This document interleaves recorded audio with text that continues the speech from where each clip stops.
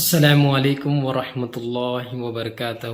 مولانا مفتی محمد شفیع نقشبندی کامل حدیث جامعہ نظامیہ سے ایک سوال کرنے کی سعادت حاصل کرتا ہوں۔ آپریشن کرنا کیسا ہے؟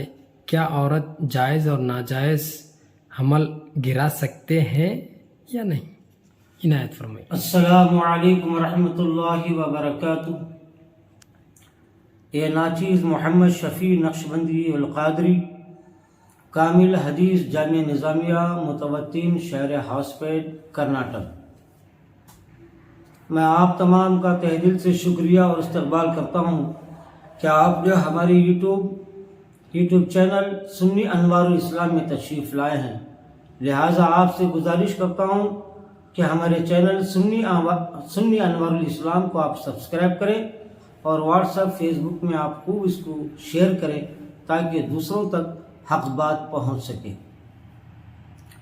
عزیزان گرامی، جیسا کہ ابھی سائل نے ایک سوال کیا، عورتوں کے لیے آپریشن کرنا کیسا ہے؟ کیا عورت آپریشن کر سکتی ہے یا نہیں کر سکتی؟ یا کسی عورت کو اگر حمل ٹھہر جائے، کیا وہ حمل گرا سکتی ہے یا نہیں گرا سکتی؟ اسی طرح سے اگر زنا سے کوئی حمل ٹھہر جائے، نکاح سے پہلے، شادی سے پہلے اگر کسی ناجائز غیر مرد سے حمل ٹھہر جائے تو کیا وہ حمل گرا سکتی ہے یا نہیں گرا سکتی؟ یہ سائل نے سوال کیا۔ آئیے اب ہم اس کو قرآن و حدیث کی روشنی میں ہم جواب دینے کی کوشش کریں، غور سے سنیں اور سمجھنے کی کوشش کریں۔ اللہ تعالیٰ سے دعا ہے کہ اللہ تعالیٰ ہم اور آپ کو حق کو سمجھنے اور دین حق کو سمجھنے اور اس پر عمل کرنے کی توفیق نصیب عطا فرمائے۔ عزیزان گرامی،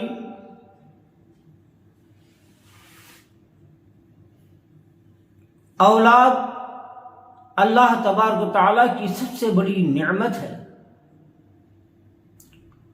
آپ اولاد کے لیے آپریشن کرانا چاہتے ہیں تاکہ اولاد کا سلسلہ ختم ہو جائے،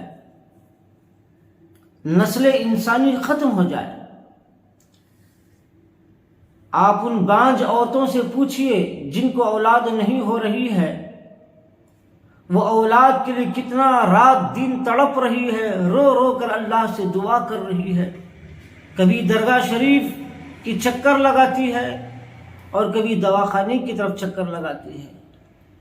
یہ میاں بیوی ساری دنیا میں اولاد کے خاطر ادھر ادھر چکر لگاتے ہیں۔ شاید کسی کی دعا سے یا کسی کی دوا سے ہمیں کوئی اولاد نصیب ہو جائے۔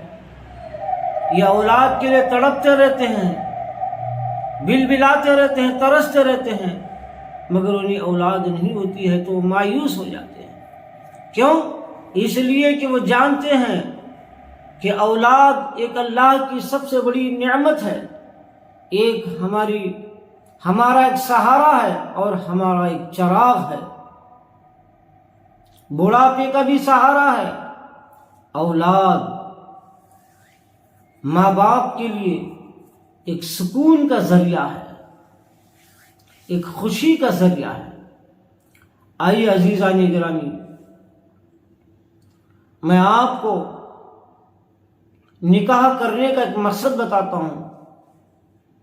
اللہ کے نبی صلی اللہ علیہ وسلم نے شادی کرنے کا حکم فرمایا اور نکاح کر کے، نکاح کے ذریعے سے اولادوں کو بڑھانے کا حکم فرمایا کہ تم اپنے آل اولاد اور اپنی نسل کو خوب بڑھاؤ تاکہ میں قیامت کے دن تمہاری کثرت، تمہاری زیادہ میجورٹی کو دیکھ کر میں خوش ہو جاؤں اور میں فخر کر سکوں۔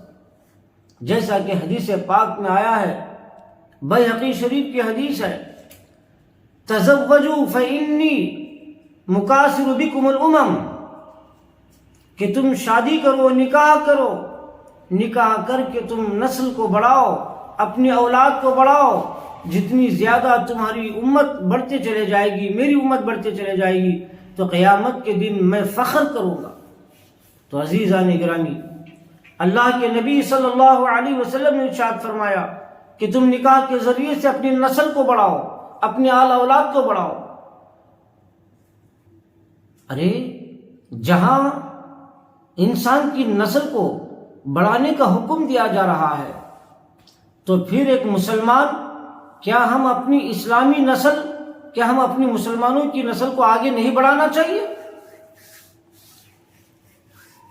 افسوس کی بات ہے، شرم کی بات ہے کہ آج بلا وجہ آپریشن کروا رہے ہیں تاکہ نسل انسانی ختم ہو جائے۔ آئیے عزیزان گرامی، اگر آپ بلا وجہ، بلا عذر شرعی اگر آپ آپریشن کروانا چاہتے ہیں تو شریعت اسلام میں ناجائز اور حرام ہے۔ کیوں؟ اس لیے کہ اللہ تعالیٰ کی تخلیق میں تغیر نہیں کر سکتے۔ اللہ تبارک و تعالیٰ نے جس چیز کو انسان کے جسم کے اندر پیدا کیا، جس عضو کو، جس حصے کو، جس ٹکڑے کو پیدا کیا، اس حصے کو آپ ختم نہیں کر سکتے۔ آپ تو آج آپریشن کا مطلب کیا ہے؟ یا تو عورت کے پیٹ سے بچے دانی کو نکال دینا، یا پھر بچے دانی کو گھانٹی ڈال کر اس کو الٹا کر دینا تاکہ حمل نہ ٹھہر سکے۔ یہ آپریشن میں کیا جاتا ہے۔ اور بسا اوقات کچھ ایسی دوائیں، کچھ ایسی گولیاں اور انجیکشن دی جاتی ہے کہ جس سے ہمیشہ کے لیے اولاد ختم ہو جائے کہ اسے حمل نہ ٹھہر سکے۔ یہ بھی آپریشن کے حکم میں آتا ہے۔ یاد رکھیے، اگر سارے لوگ اس کو جائز سمجھ کر آپریشن کرا دیں گے تو مسلمانوں کی نسل کہاں سے بڑھے گی؟ مسلمانوں کی نسل گھٹ جائے گی۔ یہ شریعت اسلام میں جائز نہیں ہے۔ شادی کرنے کا مقصد مسلمانوں کی نسل کو بڑھانا اور اس میں اسلام کی تعلیم دے کر اپنی اولاد کو سچے اور پکے مسلمان بنانا ہے۔ یہ مقصد۔ اور بھی مقصد ہے، نفسانی خواہشات، جائز نفسانی خواہشات کو پورا کرنے اور اپنے نفس اور اپنے دل کو سکون حاصل کرنے کے لیے بھی نکاح کیا جاتا ہے۔ اور نکاح کا مقصد گناہوں سے بچنا، اور بھی بہت سے مقاصد ہیں۔ ان تمام مقاصد میں نسل انسانی ہے، انسان کی نسل کو بڑھانا ہے۔ تو اسلام میں مسلمانوں کی نسل کو آگے بڑھانے کا حکم ہے، اور آپ آپریشن کر کے ایک انسان کی نسل کو آپ ختم کر دے رہے ہیں۔ یہ ناجائز، بالکل شرعاً حرام حرام حرام ہے، اور یہ گناہ کبیرہ ہے۔ انشاءاللہ العزیز مرنے کے بعد قیامت کے دن آپ سے ضرور سوال ہوگا، اللہ آپ سے ضرور پوچھے گا آپ نے کیوں آپریشن کیا؟ تو آپ خدا کو کیا جواب دو گے؟ آپ کی سب سے پہلی پوچھ، آپ کی بڑی پوچھ ہوگی آپ کی قیامت کے دن انشاءاللہ۔ میں آپ تمام سے میں گزارش کروں گا، میری پیاری ماں اور بہنیں اور بیٹیوں سے میں گزارش کروں گا کہ آپ آپریشن نہ کریں۔ اگر غریبی کی وجہ سے تم آپریشن کرانا چاہتے ہیں، آپ کون ہوتے ہو غریبی کی وجہ سے آپریشن کرانے کے لیے؟ کیا رزق آپ دیتے ہیں؟ کیا ماں باپ رزق دیتے ہیں یا اللہ تعالیٰ رزق دیتا ہے؟ ارے جب ماں کے پیٹ میں بچے کو پیدا کر دیتا ہے تو ماں کے پیٹ سے ہی وہ اپنا رزق لے کر آ جاتا ہے۔ اللہ تبارک و تعالیٰ اس کے لیے رزق مقرر کر دیا ہے، طے کر دیا اس کا رزق۔ آپ کون ہوتے ہو کہ پالنا مشکل ہے؟ ارے آپ کون ہیں؟ اللہ رب العالمین ہے۔ اللہ سب کو پال رہا ہے، 18,000 مخلوق کو پال رہا ہے۔ آپ کو یہ اجازت نہیں ہے کہ بلا وجہ آپ آپریشن کر سکیں۔ ہاں، ایک صورت میں آپ آپریشن کر سکتے ہیں،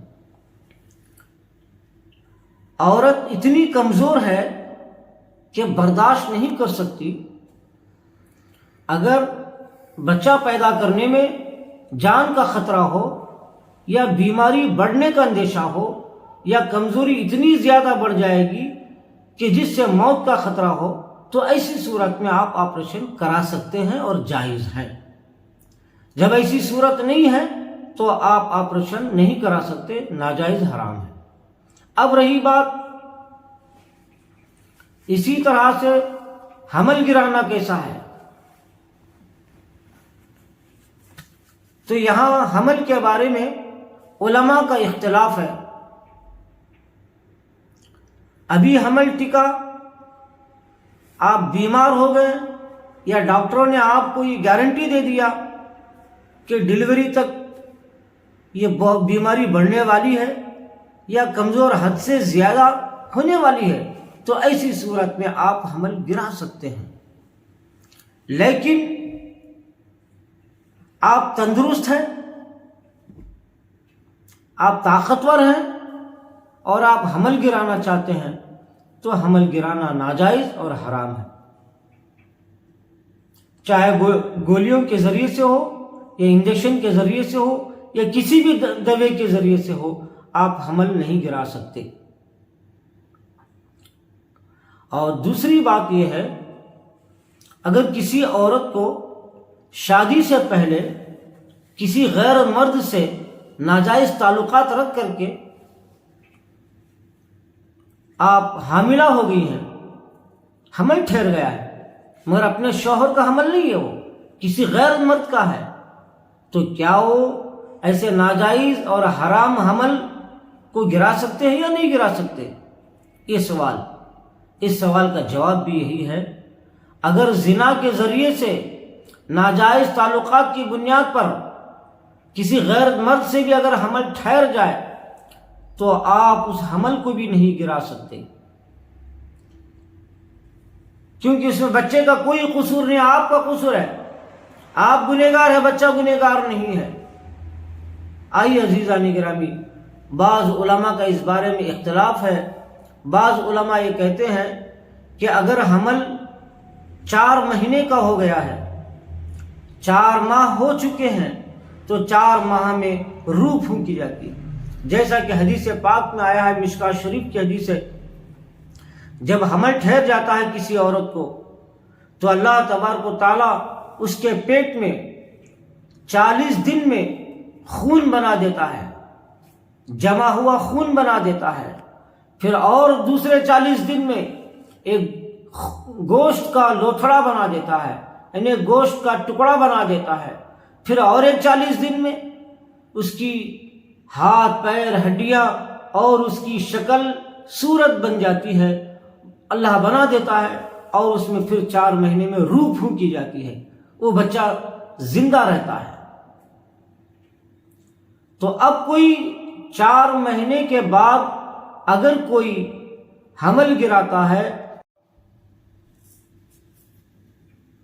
قتل کرنے کے برابر ہے، تو قتل چاہے تلوار سے کرے یا چاقو سے کرے یا کسی زہر سے کرے یا دوا سے کرے، انجیکشن سے کرے، کسی سے بھی قتل کرتا ہے تو قتل کیا جائے گا، قتل سمجھا جائے گا۔ لہذا قتل اسلام میں حرام ہے۔ اگر ناجائز حمل بھی ہو تو آپ اس کو نہیں گرا سکتے آپ۔ ہاں، بعض علماء کا یہ کہنا ہے کہ ناجائز حمل ٹھہرنے کے بعد عورت شرمندہ ہے، نادم ہے، گناہوں سے سچی توبہ کی ہے، تو ایسی صورت میں 4 مہینے سے پہلے شروعات میں اگر اپنی عزت کو بچانے کے لیے اگر حمل گرانا چاہتی ہے تو گرا سکتی ہے۔ اگر وہ شرمندہ نہیں، وہ سچی توبہ نہیں کی، تو پھر اس کے لیے بھی 1 دن کا حمل بھی گرانا ناجائز ہے، گناہ ہے۔